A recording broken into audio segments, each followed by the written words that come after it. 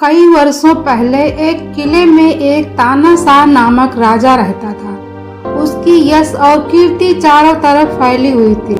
आसपास के सभी राजा और प्रजा उनका गुणगान करते थे। कई वर्षों के बाद उसकी पत्नी से एक बच्चा हुआ। चारों तरफ खुशियों का माहौल छा उठा था। सभी राज्य के राजा और मंत्री उनको बधाई देने आए। पूरे राजमहल में उत्सव मनाया जा रहा था। अनेक प्रकार की मिठाइयाँ और पकवान बांटे जा रहे थे। नृत्य और संगीत से मानो पूरा राजमहल स्वर्ग के समान लग रहा था। चारों तरफ खुशहाली ही खुशहाली थी। बाहर बारिश और कड़कती बिजली जैसे राजकन्या एक सुकन्या के रूप में घर की देवी बनकर आई हो। मगर किस्मत भी क्या अजीब खेल खेलती है। राजा जो सोच रहा था बिल्कुल उसका उल्टा हो गया। तभी अचानक उस राज्य के गुरु राजभवन में पहुंचे और राजा से अकेले में मिलने की इच्छा जाहिर की। गुरु को चिंता भरी देख राजा घबरा गया कि कुछ अनिष्ट तो नहीं हो गया।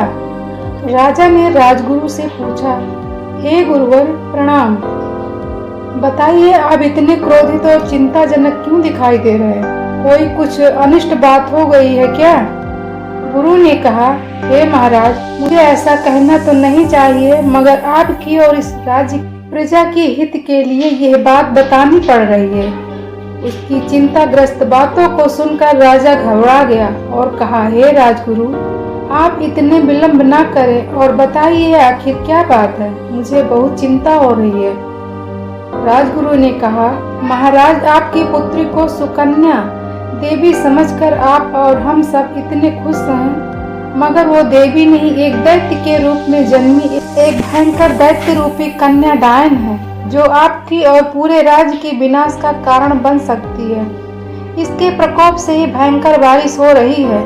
सारी काली आत्माएं इसकी खुशी में इस राजमहल के चारों ओर मंडरा रहे हैं। बहुत ही अनिष्ट होने वाला है महाराज। गुरु की बात सुनकर महाराज बहुत चिंतित हुए। एक और अपनी पुत्री के लिए, दूसरी प्रजा के लिए, फिर भी एक राजा होने के कर्तव्य से उन्होंने अपनी प्रजा की हित के बारे में सोचते हुए कहा, हे गुरुवर, आप ही बताइए, इसका कोई उपाय है क्या? गुरुवर बोले, हे महाराज, आप इस दैत्य रूपी कन्या को अमावस की पूर्णमास को मध्य रात्रि में यहाँ से कुछ दूरी पर जंगल के ठीक बीचों बीच एक बहुत बड़ा बरगद का पेड़ है, जिसके पीछे एक ज्वाला कुंड है जो कई वर्षों से जल रही है, उसी में इस दैत्य कन्या को डालकर आ जाना है। महाराज, अपने हृदय पर पत्थर रखकर गुरु की बात को मानो।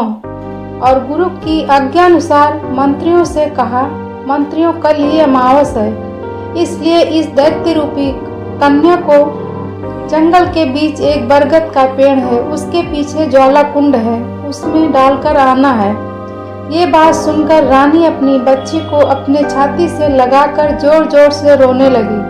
अपने पास राजा को भी नहीं आने देती और कहती है, मेरी बच्ची इतनी मासूम छोटी सी, इसकी क्या गलती जो तुम इसे दुनिया देखने से पहले ही मार देना चाहते हो?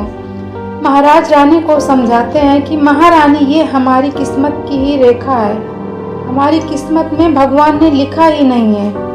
इस कन्या को दैत्यों ने भेजा है, जो इस राज्य सहित पूरे विश्व को नाश कर देगी। इसलिए हमें अपनी बच्ची के प्रति ममता को भुलाकर इस बच्ची को त्यागना होगा। महाराज के बार बार समझाने से बहुत ही मुश्किल से महारानी मानी। उसके दूसरे दिन राज्य में खबर किए बिना रात के अंधेरे में सैनिक उस दैत्य रूपी कन्या को उस ज्वाला कुंड में डालने के लिए जंगल में ले जा रहे थे। तभी बीच रास्ते में काली बिल्ली आई। सैनिक उसे देखकर घबरा गए। उसे भगाने के लिए एक सैनिक घोड़े गाड़ी से उतरा। जैसे ही उसे मारने की सोचा, वो काली बिल्ली बढ़ती चली गई और इतना बड़ी हो गई कि सैनिकों को अपने पंजे से पकड़कर आसानी से खा सकती थी। उसे देखकर सभी सैनिक डर गए और उस बच्ची को वहीं पर छोड़कर राजमहल पहुंच गए। काली शक्तियों द्वारा भेजे गए उस बिल्ली ने उस दैत्य रूपी बच्ची को बचाकर एक गुफा में ले गई, जहां काली शक्तियों की गुरु एक बुढ़िया रहती थी। जब सैनिक जंगल के घटना की सारी बात राजा को बताते हैं, ये सुनकर राजा और राजगुरु घबरा गए।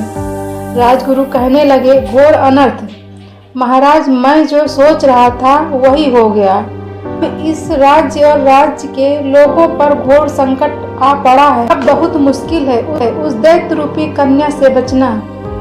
इस पर महाराज बोले, हे महाराज, आप ही कुछ उपाय बताइए जिससे मैं अपनी इस राज्य और प्रजा की रक्षा कर सकूं।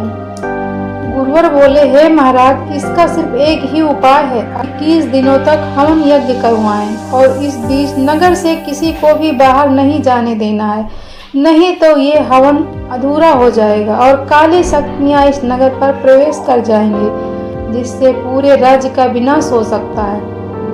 महाराज गुरु की आज्ञा लेकर अगले ही दिन हवन यज्ञ की शुरुआत कर दी। पूरे 21 दिनों तक विधि विधान से हवन चलता रहा। 21 दिन पूरे हो चुके थे। काली शक्तियां बहुत कोशिश की मगर उस राज्य में प्रवेश नहीं कर सकी और इस तरह से राजा ने अपने और अपनी प्रजा की रक्षा की। तो ये थी आज की कहानी। आप लोग को कैसी लगी कमेंट करके हमें ज़रूर बताएं। मिलते हैं आपको नई वीडियो में नई स्टोरी के साथ। तब तक के लिए बाय बाय।